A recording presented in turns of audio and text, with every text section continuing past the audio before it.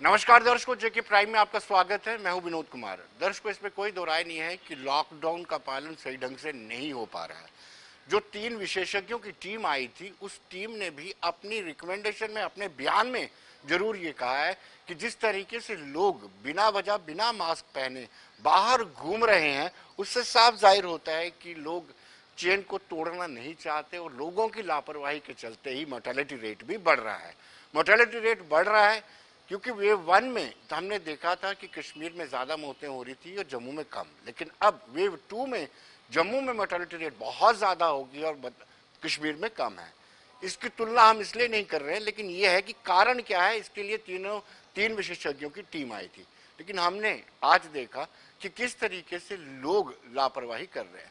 लोगों की लापरवाही के कारण कोविड-19 के केसेस, पॉजिटिव केसेस बढ़ते जाएंगे और उससे मोर्टेलिटी रेट भी बढ़ेगी। हमें सकारात्मक सोचना चाहिए, लोगों को भी सकारात्मक सोच रखनी चाहिए कि जिस चीज़ की ज़रूरत नहीं है उस चीज़ को लेने के लिए बाहर ना निकला जाए। अगर निकला भी जाए तो सोशल डिस्टेंसिंग का पालन किया जाए, मास्क पहना जाए और जो SOPs हैं उनका पालन किया जाए।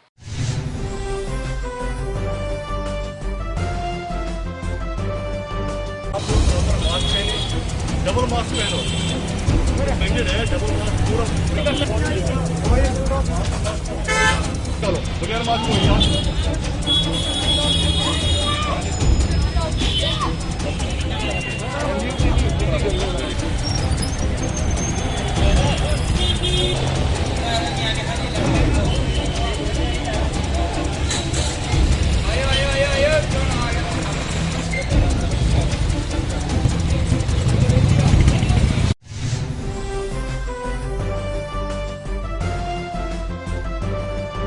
दर्शकों, फारफ्लॉन्ग एरियाज में भी लॉकडाउन को सख्ती से लगाया जा रहा है। थन्ना मंडी की बात करें, किश्तवाड़ की बात करें या मंडी की बात करें, तो कहीं ना कहीं बड़े जोरदार तरीके से इस प्रोसेस को लगाया जा रहा है। इसको लॉकडाउन को अमल में लाया जा रहा है।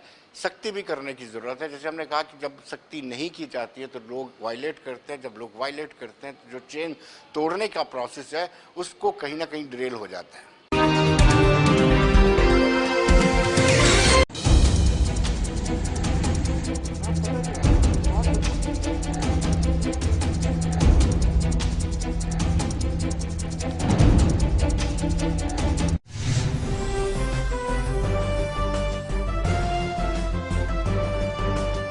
दर्शकों, जैसे कि अब जानते हैं कि कोविड-19 के मामले अब ग्रामीण हलकों में भी आ रहे हैं और कमर जो है प्रशासन ने भी कस लिया है। प्रशासनिक अमले ने पूरी तरह से कमर कस ली है और डिप्टी कमिश्नर अपने अपने जिले पर पूरी तरह से कंसंट्रेट कर रहे हैं। क्या वैक्सीनेशन कैसी हो रही है, सैंपलिंग कैसी हो रही है, क्या SOPs को फॉलो किया जा रहा है, इन सब पर ध्यान दिया जा रहा है। अंशुल गर्ग जो जम्मू के डिप्टी कमिश्नर है, उन्होंने परगवाल का दौरा किया।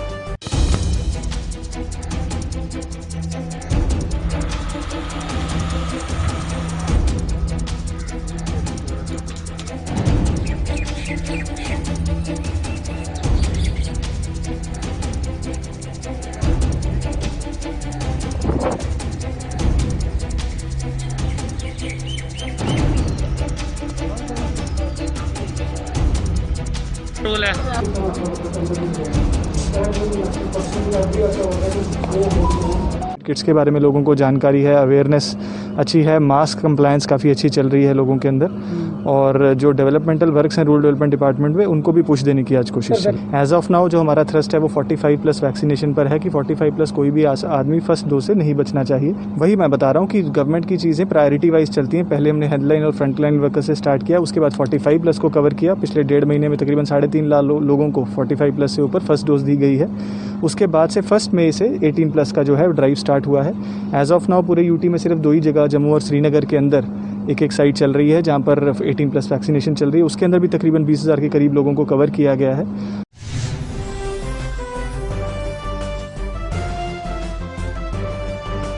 दर्शकों, डिप्टी कमिश्नर राजौरी आर के चौहान ने भी प्रेस कॉन्फ्रेंस की ब्रीफिंग में उन्होंने बताया कि पहले मामले बढ़ गए थे लेकिन अब मामले नियंत्रण में है। उन्होंने बताया कि हर एक इक्विपमेंट उनके पास मौजूद है जिस चीज की जरूरत उनको लगती है।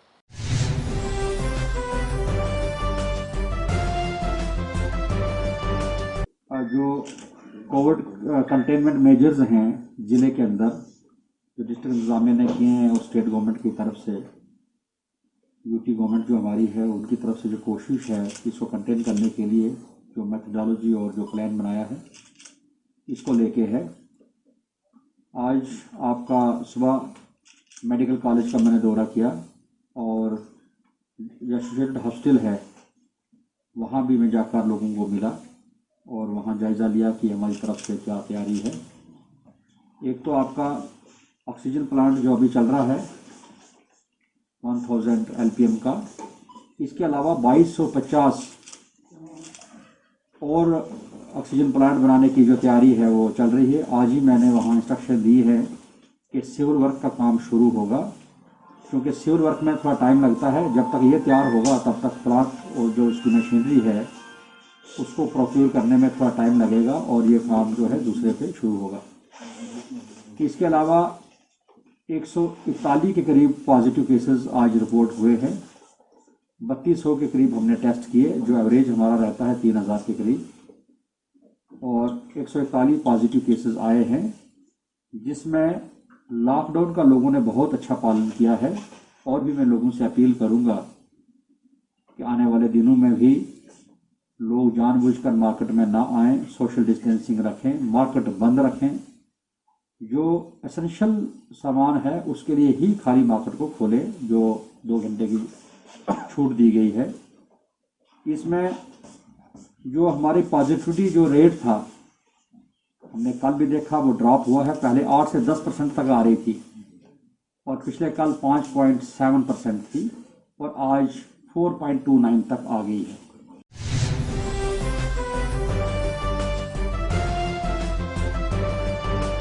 दर्शकों, डिप्टी कमिश्नर रियासी चरणदीप सिंह ने कटरा का दौरा किया। कटरा में जहां वैक्सीनेशन की जा रही उस वैक्सीनेशन सेंटर में पहुंचे और वहां बताया कि 45 से अबव कितने लोग हैं जिनको वैक्सीनेशन नहीं लगी है, कौन सा प्रयास किया जा रहा है।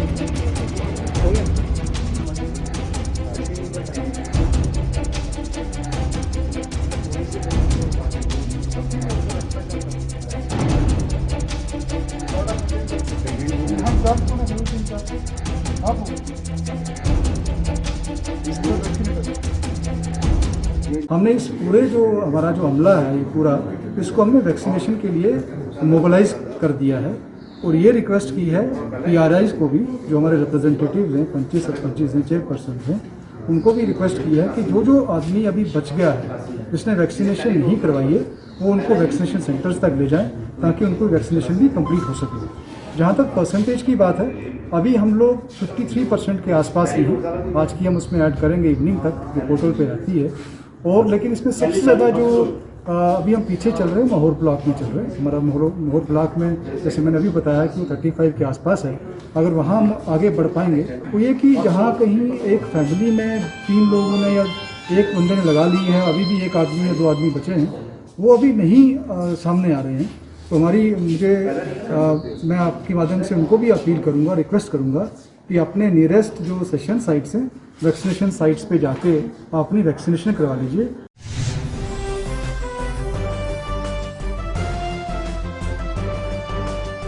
दर्शकों, किश्तवाड़ के डिप्टी कमिश्नर अशोक शर्मा ने भी प्रेस कॉन्फ्रेंस की और प्रेस कॉन्फ्रेंस में उन्होंने बताया कि किस तरीके से तैयारियां की गई हैं, क्या क्या चीजें उपलब्ध हैं, कितने बेड्स उपलब्ध हैं, कितनी ऑक्सीजन का स्टॉक उनके पास है।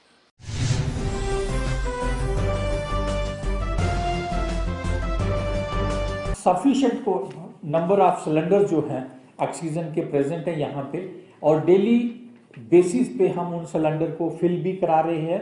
हमारा जो कोटा हमें ऑक्सीजन सिलेंडर फिलिंग का दिया गया है वो डेली बेस पे हम एक गाड़ी भेज के उसको फिल करा रहे हैं और हमारे पास ऑक्सीजन की क्वांटिटी सफिशिएंट है।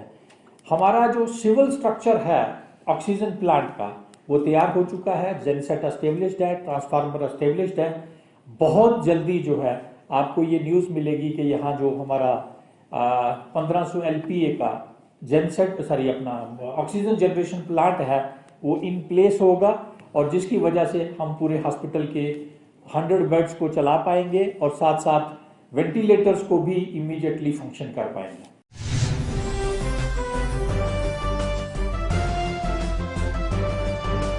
तो दर्शकों, जिला डोडा में भी विकास शर्मा जो डिप्टी कमिश्नर है उन्होंने भी बताया है कि ऑक्सीजन उपलब्ध है, किसी तरह की कोई कमी नहीं है। उन्होंने भी कहा कि स्थिति नियंत्रण में है। हालांकि हर एक डिप्टी कमिश्नर ये दावा करता है कि उसके जिले में किसी तरह की कोई कमी नहीं है, लेकिन उसके बावजूद भी हर जिले में मौतों का सिलसिला जारी है।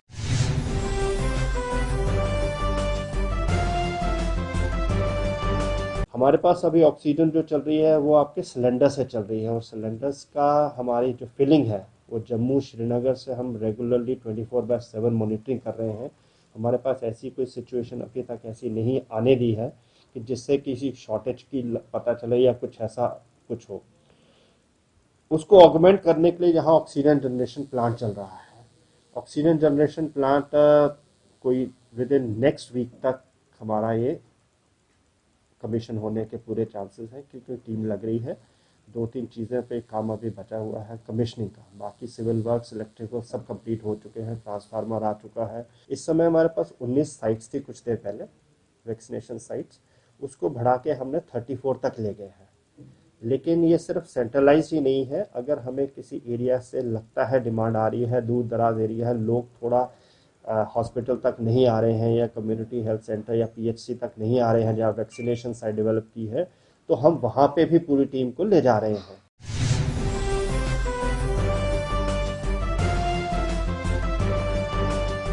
दर्शकों, अब हम बात करेंगे अमरनाथ यात्रा की। श्री अमरनाथ यात्रा 2021 एक अनुमान था कि 6 लाख से ज्यादा यात्री आएंगे, लेकिन अब कोविड का खतरा मंडराने लगा है। जैसे ही यात्रा पर कोविड का खतरा मंडरा रहा है, वैसे ही जो इससे जुड़े लोग कारोबार करते हैं, इस यात्रा से कारोबार करते हैं, उन पर भी कहीं ना कहीं गाज गिर रही है। अगर हम व्यापारियों की बात करें तो व्यापारी कहते हैं कि इस बार भी 2019 में भी यात्रा अधूरी रही थी, 20 में हो नहीं पाई थी, और इस बार भी कोविड का डर बना हुआ है।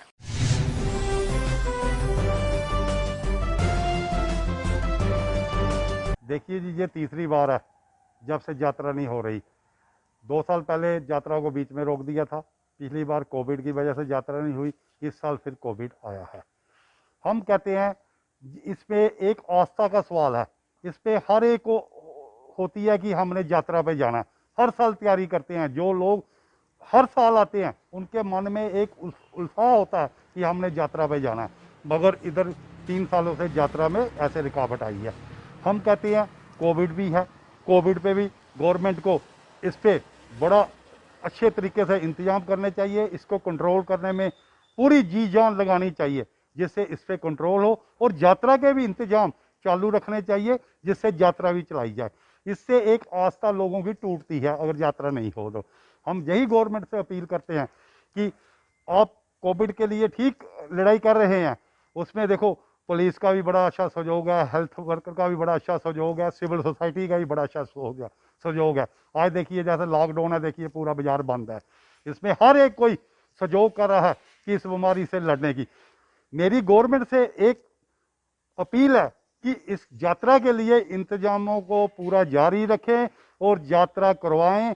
जो भी आए उसको लखनपुर में उसकी टेस्टिंग हो, फिर उसके बाद उसको आगे आने की परमिशन दी जाए और वो यात्रा पर जा सके। देखिए, जो कोरोना महामारी है इसकी वजह से पिछले साल भी अमरनाथ यात्रा जो है वो स्थगित करनी पड़ गई थी, और इस साल भी लग रहा है कि कोरोना की बुरी नज़र अमरनाथ यात्रा पे पड़ रही है। वैसे तो देखा ये तीसरा साल है जब अमरनाथ यात्रा जो है उसके अंदर विघ्न आ रहा है। पहले जो 3 साल पहले भी ये यात्रा बीच में रोकी गई थी, और पिछले साल कोरोना की वजह से ये स्थगित की गई। इस बार भी इसके ऊपर कोरोना का काला साया मंडरा रहा है। हमारी सरकार से यही एक अपील है कि अगर कोरोना की अगर लहर शांति से निकल जाती है, क्योंकि यात्रा जून में शुरू होनी है और जुलाई अगस्त तक चलनी है, तो इसको मद्देनज़र रखते हुए अगर हालात ठीक रहते हैं तो यात्रा को कराने की कोशिश करनी चाहिए, चाहे एक सीमित संख्या में हो, क्योंकि इससे बहुत लोगों का परिवार जुड़ा हुआ है। जो घोड़े वाले हैं, पिट्ठू हैं और हमारे टूरिज़्म के लोग हैं, ये पूरा साल इस यात्रा पे आस रखते हैं और इनका पूरा साल का इससे खर्चा निकलता है। तो मेरे ख्याल से अगर हालात ठीक रहते हैं तो एक तो यात्रा को जरूर कराना चाहिए, चाहे एक सीमित संख्या में हो, लेकिन यात्रा होनी चाहिए।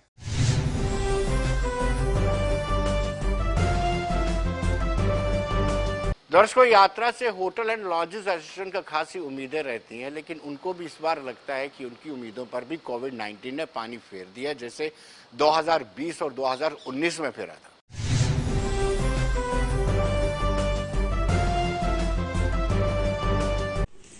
पिछले कई सालों से जम्मू कश्मीर यूटी में ये टूरिज्म के ऊपर टेररिज्म का बहुत असर रहा और जिसके कारण ये टूरिज्म फैसिलिटी को बहुत नुकसान हुआ है। और पिछले अगर हम अमरनाथ यात्रा, ये एक बहुत एक अच्छी यात्रा जिसे हम गोल्डन पीरियड कहते हैं टूरिज्म मैप में, बहुत एक्सपेक्टेशन होती है जहां की यूटी की इकॉनमी बढ़ती है। और पिछले 3 सालों से अगर देखा जाए लगातार, पहले तो आज से तकरीबन पहले जब एब्रोगेशन 370 हुआ तब उसका इतना ऑल ऑफ सडन ये यात्रा रोकी गई और इसके साथ जितनी भी यात्रा लोकल भी चली थी वो भी स्थगित की गई। उसका प्रभाव इतना पड़ा कि टूरिज्म का ऊपर कि बहुत देर इसका प्रभाव रहा, टूरिज्म जो बिजनेस था वो ना बराबर हुआ। और पिछले साल बहुत एक्सपेक्टेशन थी, लेकिन कोविड-19 के महामारी के कारण ये यात्रा भी स्थगित करनी पड़ी। और इस साल सरकार ने, बोर्ड ने बिल्कुल डिक्लेयर किया हुआ है कि ये यात्रा बिल्कुल अपने समय मुताबिक चलेगी। और चलने के साथ साथ इन्होंने रजिस्ट्रेशन प्रोसेस भी शुरू किया था, लेकिन रजिस्ट्रेशन प्रोसेस को बीच में रोकना पड़ा। और जैसे ये हालात कोविड-19 के मध्य पूरे भारत में अगर देखा जाए और हमारे यूटी में देखिए पर्टिकुलरली, और दैट जम्मू में देखा जाए, बहुत ही बुरे रिजल्ट आ रहे हैं, चाहे संक्रमित लोगों की हो, चाहे डेथ रेट हो, बहुत ही ज्यादा है। और उन सब हालात को देखते हुए लगता ऐसा है कि यात्रा इस साल भी स्थगित होगी। देखिए, ये तीसरा साल है जब यात्रा पे बुरी नज़र है। पहले साल धारा 370 जब हटा तब भी यात्रा बीच में रोक दी गई। उसके बाद पिछला साल 2020 कोरोना की भेंट चढ़ गया और ये साल भी कुछ ऐसा ही लग रहा है। 3 साल हो गए व्यापारी को यात्रा अटेंड किए हुए और यात्रा को एंटरटेन किए हुए। देखिए, यात्रा जो है वो मेन रोजी रोटी है, बैकबोन है हमारी टूरिज्म का। और जब तक यात्रा ही नहीं होंगी तब तक हमारे जम्मू का व्यापार और जम्मू का व्यापारी दिन ब दिन जो है वो नीचे ही आ रहा है। 2 बातें निकल के आती हैं इस चीज़ में। पहली बात तो ये है कि अगर हम यात्रा को देखें व्यापारी नज़र से, तो ये यात्रा होनी बहुत ज़रूरी है, क्योंकि पिछले 3 साल से हम यात्रा का इंतज़ार कर रहे हैं और यात्रा का ना होना व्यापारी वर्ग के लिए बहुत बड़ा धक्का है। लेकिन अगर दूसरे हाथ देखें, अगर यात्रा होती है तो उससे केसेस जो हैं वो बढ़ेंगे, क्योंकि जो कोरोना की स्थिति बनी हुई है अभी बाकी शहरों में, बहुत ही बुरे हालात हैं। तो मैं आपके माध्यम से गवर्नमेंट को ये आग्रह करना चाहूँगा कि यात्रा की जो अवधि है, जैसे कि 60-70 दिन की यात्रा होनी थी, इसको कम करके 15-20 दिन की यात्रा की जाए, लेकिन यात्रा होनी चाहिए।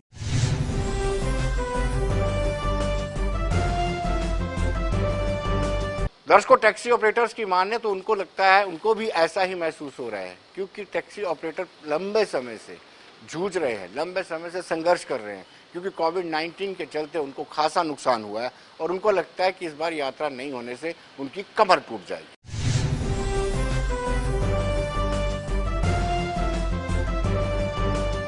हम लोग जो आज ये दुनिया भर में कोविड-19 पैंडेमिक जो छाया हुआ है, हमारे J&K में भी काफ़ी प्रभाव पड़ा है। इससे जो हमारी यात्रा है, अमरनाथ जी की यात्रा जो है वो 5 अगस्त 19 से मुतासिर होती आ रही है। लिहाजा हमारी ये गुजारिश है कि हमें भी कुछ ना कुछ आर्थिक मदद दी जाए, क्योंकि जो शिकारा वाला, हाउस बोट वाला, बोनी गाइड सभी लोगों को आर्थिक मदद दी गई है। इसका भी हम स्वागत करते हैं कि ये बड़ा अच्छा कदम उठाया हमारे LG साहब मनोज सिन्हा जी ने। तो हम भी ये गुजारिश करते हैं मनोज सिन्हा जी के आगे, विनम्र विनती है कि इससे ही ऐसे ही हमें भी कुछ ना कुछ आर्थिक मदद दी जाए। हमें जो गवर्नर साहब ने अभी यहाँ पे कुछ चंद दिनों से पहले यहाँ पे जो टूरिस्ट इंडस्ट्री के लिए पैकेज दिया है, तो हम इस बात खुशी है हमें कि उन्होंने उनको पैकेज दिया है, क्योंकि अगर देखा जाए यहाँ ट्रांसपोर्ट जो इंडस्ट्री हमारी है जो टूरिज़्म के साथ ज़्यादा रिलेटेड है और वो बैकबोन भी है टूरिस्ट इंडस्ट्री यहाँ ट्रांसपोर्ट का। तो जैसे उन्होंने उनको रिहेबिलिटेट किया है, कंपनसेशन दिया है, उसी तरीके से हम भी जो हमारे यहाँ गवर्नर साहब हैं उनसे अपील कर रहे हैं कि हमें भी यहाँ कंपनसेट करें, जैसे उन्होंने उनको पैकेज दिया है कि हमें भी वो इसी तरीके से हमें भी पैकेज एक दे।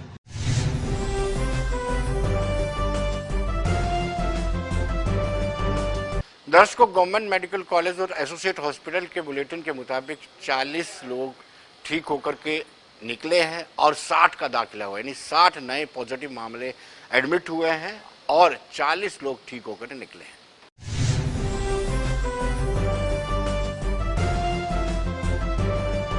स्थिति चिंताजनक या गंभीर ही मान के चलिए। कल हमें मजबूरी में 36 बेड और ऑक्सीजन सपोर्टेड क्रिएट करने पड़े, क्योंकि एडमिशन्स ज़्यादा हो रही हैं, डिस्चार्ज भी बेशक हो रहा है लेकिन उतने डिस्चार्ज नहीं हो पा रहे पेशेंट्स, क्योंकि सिक ज़्यादा है। सारे मरीज़ एडवांस डिजीज़ में हमारे पास आए और लंग डैमेज काफ़ी एस्टेब्लिश्ड के साथ सारे ऑक्सीजन सपोर्ट पे हैं और बढ़ाते बढ़ाते कल की डेट में हमने 899 बेड अपनी कैपेसिटी कर ली। GMCH में और 36 बेड बढ़ाना एक मजबूरी थी हमारी, क्योंकि हम चाहते हैं कि इकलौता हमारा ये जम्मू विभाग का टर्शरी केयर सेंटर है, कोई किसी ना उम्मीदी की तरफ ना जाए और हर मरीज़ को यहाँ बेड मिलता जाए। लेकिन और भी जिम्मेवारी समझने की ज़रूरत है हमारी जनता को, लाइटली लेने की लगता है उनकी हमारे जम्मू वासियों की खासकर आदत रही है, जिसमें टेस्ट भी आगे आकर बढ़ चढ़कर वो नहीं करा रहे। जितने टेस्ट हो रहे हैं उनमें पॉजिटिविटी बहुत ज़्यादा है, परिवारों के परिवार बीमार हैं।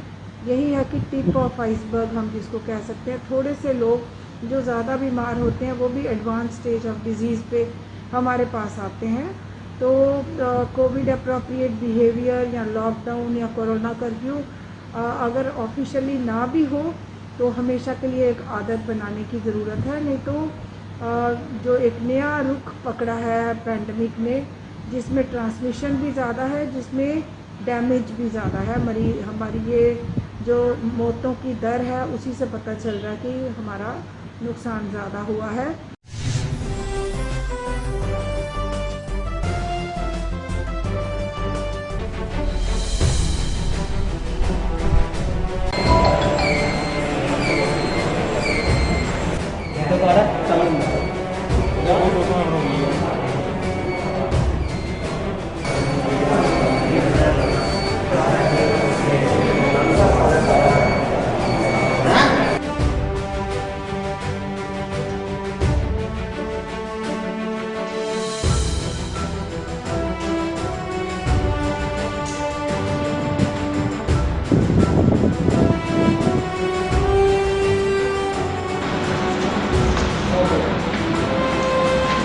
सब डिस्ट्रिक्ट हॉस्पिटल जो है वो Covid care centre already nominated था।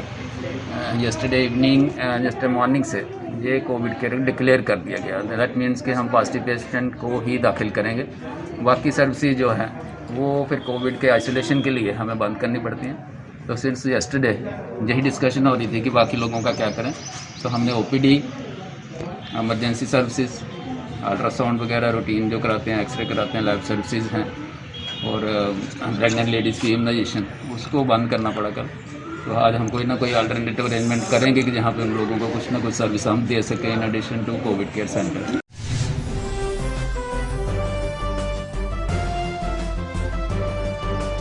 दर्शकों, भारतीय जनता पार्टी के सीनियर नेता और एक बड़े कद्दावर नेता प्रोफेसर चमनलाल गुप्ता आज पंचतत्व में विलीन हो गए। उनका जम्मू कश्मीर की रियासत की सियासत में एक बड़ा अहम रोल रहा है और उनकी दिल्ली सरकार में भी बहुत चलती थी, यानी उन्होंने अपना जीवन जो है भारतीय जनता पार्टी जनसंघ को दिया है। आज वाकई में जितने भी सियासी जमातें हैं, अलग-अलग विचारधारा रखने वालों ने भी इनको सांत्वना दी, परिवार के साथ सांत्वना जाहिर की और अफसोस प्रकट किया।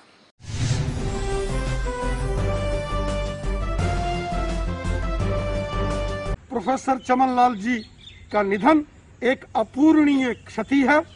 भले ही श्री चमन लाल गुप्ता जी आज हमारे बीच में ना रहे हों, लेकिन वो हमारी यादों में, हमारी सांसों में हमेशा जिंदा रहेंगे और लाखों करोड़ों भारतीय जनता पार्टी के कार्यकर्ताओं का हमेशा मार्गदर्शन करते रहेंगे।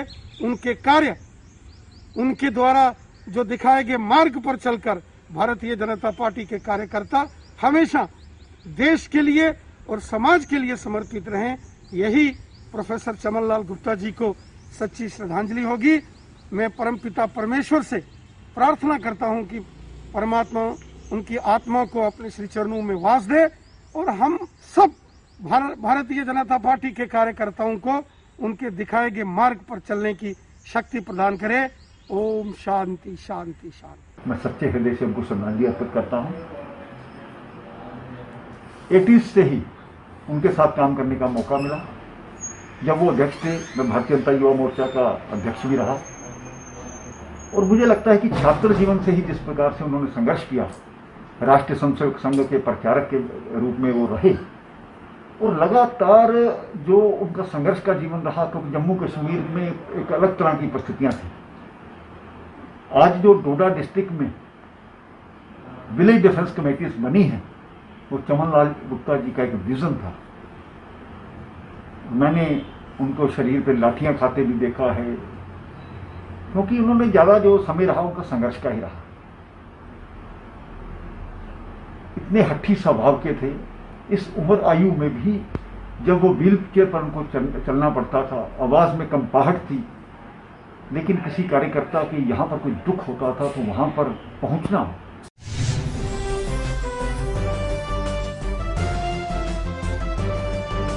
तो दर्शकों, बने रहिए देश दुनिया की खबरों के लिए। मुझे दीजिए इजाजत।